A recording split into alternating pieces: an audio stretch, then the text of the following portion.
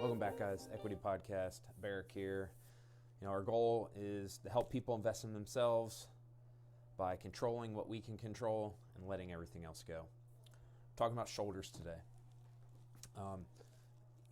There's a lot going on in the shoulder. There's it's a major joint. There's all the muscles and ligaments. There's a lot of going on. So, we make sure when we're doing our general warm-up in classes to really focus on the major joints and get overall warm and ready to go.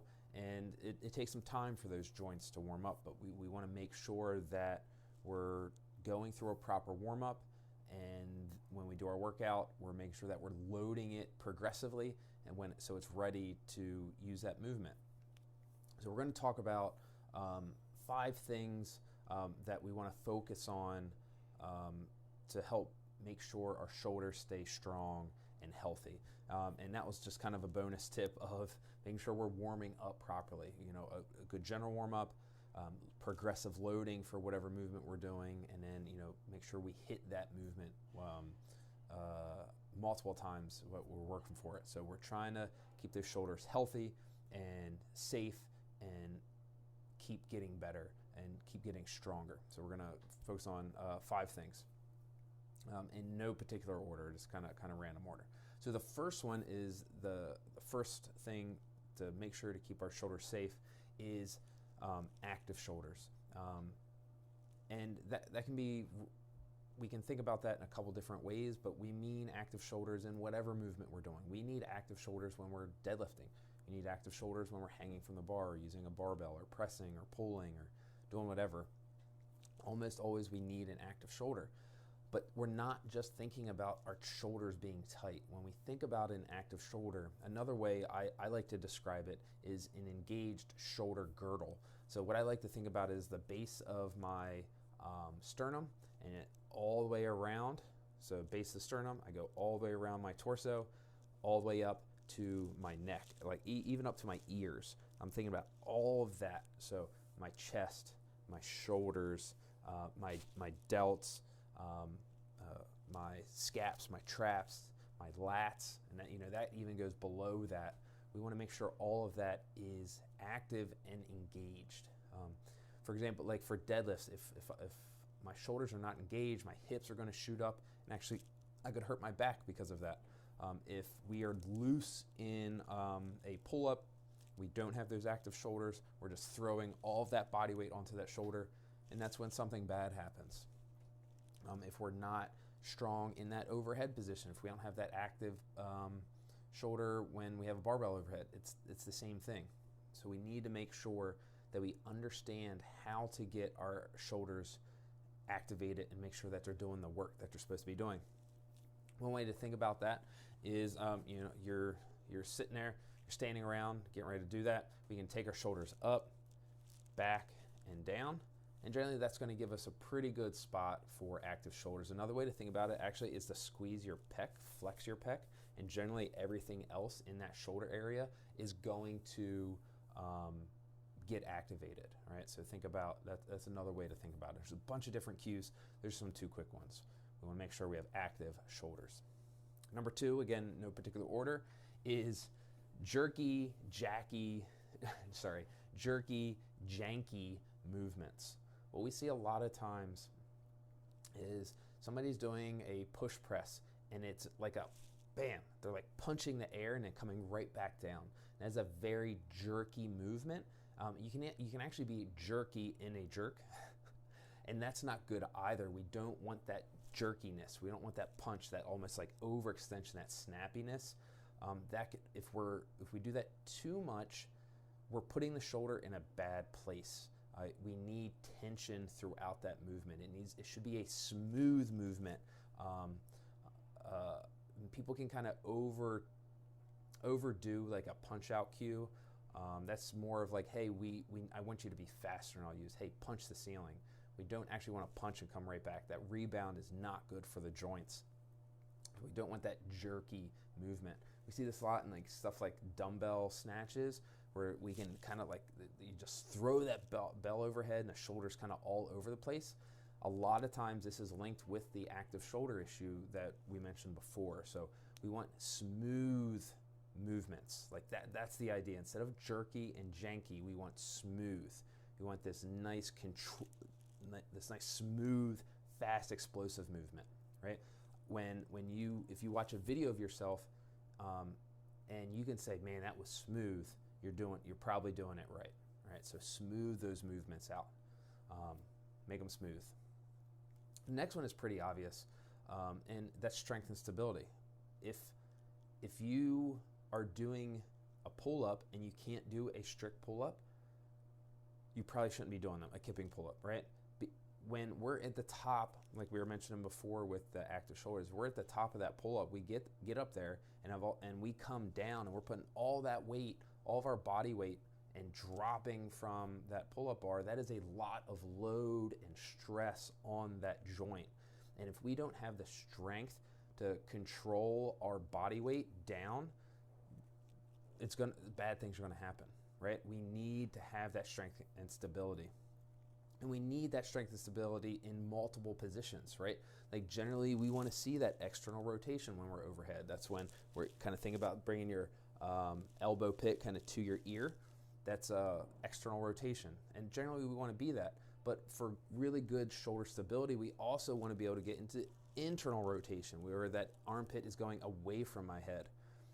And we see that movement in like muscle ups and a lot of like turnover movements. Like we need to be able to get in both internal and external rotation, right?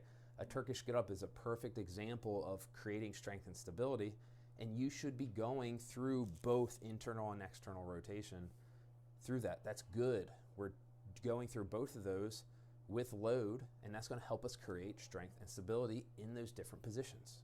So it's super, super helpful. And yes, we want to be strong in our shoulders. Obviously, that's what we're talking about. But if we have weaknesses up and down the chain, that can also create issues with the shoulder. So for example, if I have weak lats, what I'm gonna do is I'm probably gonna start using something else to compensate for that. And it's probably gonna end up being the arms and the shoulder. So if I'm not using my lats enough like I should be in pull-ups, that can create a shoulder issue or a bicep issue. It can create issues down the chain. So we wanna make sure that it's not just shoulder, but it's the entire upper body that we're working, right? That entire shoulder girdle, chest, lats, delts, traps, everything. We want it all to be strong. If we have a shoulder issue, it's not just focusing on the shoulder, it's focusing on the entire system. Generally, when we have a problem, the problem isn't the thing where we're feeling the pain, it's something up or down the chain. It's something else causing the problem. A lot of people have back issues. It's not because of your back, it's because your back is doing more, it's overcompensating, it's doing more than it's supposed to. Something else is probably doing that. So strength and stability in all of those muscles around the shoulder that support it. The next one is positions. All right, this is number 4. Positions. We want to make sure that we're in proper positions. This is kind of similar to active shoulders, but there are times where we don't necessarily want active shoulders, or we want a less active shoulder. But a perfect example is I can be in an active shoulder but have a bad position on a pull-up bar.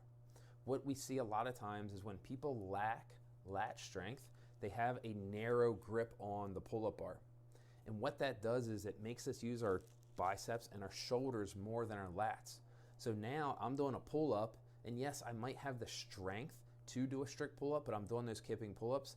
But because I'm so narrow, it's gonna put more stress on the biceps and on the shoulder because the lats aren't doing the work, which they should be. So if I had a proper grip, a wider grip, I could use my lats more. I could get my elbows back and down and out, and I'd be able to use that more, and it'd keep my shoulders in a safer position. Right? Same thing with taking a barbell overhead, that if we go super wide or super narrow, that can be a less than ideal position for the shoulder. So we want to make sure that we're in that good position. Another one is push-ups. Like you could have your hands in the right position, right outside the shoulders, but if my elbows are flared out, what's going to happen is that's going to put added stress on my shoulder. Whereas what we're trying to do is we're trying to hit the chest. We see this a lot in when benching, when guys go really wide, what we see is those elbows flare out, and that's going to add additional stress to the shoulders. So just by changing our position, our grip position, that can change the safety of our movement.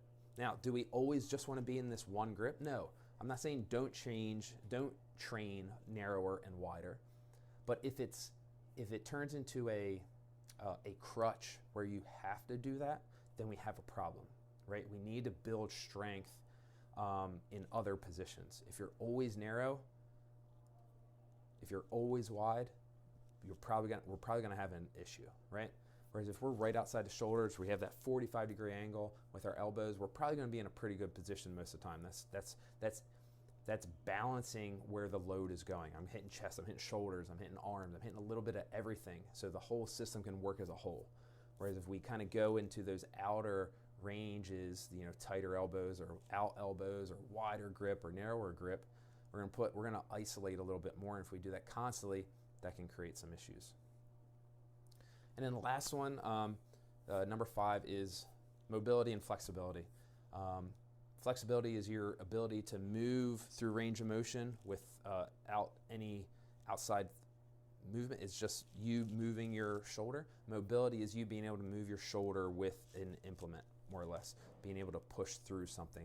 So your flexibility here, but when I grab a barbell, that is mobility. So we want both. If we're lacking in that area, we need to focus on it. We need to work on it, right? Having time under tension, tempo type movements can definitely help. Instead of just like static stretching, right? Using your range of motion, right? If you never go back here, you're never going to get it. So just start working on it. Like we do this all the time with a front squat. If you never use 4 fingers on your front squats, you're never going to get it. Like if you just always stay with 2 fingers on the bar, you're never going to be able to use 4. So use the 4 to start and then hold it as long as you can. Same thing. Use that shoulder range of motion for as long as you can until you can't anymore. Using tempo type movements is going to help us create mobility as well. We can think about a laying lat stretch with a loaded PVC or dowel rod. And we do this with the hamstrings a lot as well. What we can do is a tempoed RDL to help lengthen and strengthen the hamstrings at the same time. We do that a lot, and we can use that same concept for the shoulders. So 5 things to really help your shoulder health. We want active shoulders, engaged shoulder girdle. We want smooth movements rather than jerky, janky movements. We want strength and stability in the entire girdle, shoulder girdle, and all the upper body. We want good positions in all movements, gymnastics, monostructural, and weightlifting. And then finally, we want to make sure that we're working our flexibility and mobility. I really hope this was helpful, guys. If you need any help with this, if you want to get your shoulders better, if you need to get your shoulders better, but you need some guidance on how to do that, shoot us a message. We'd love to help you out. And I really appreciate you guys. Thank you. Cheers.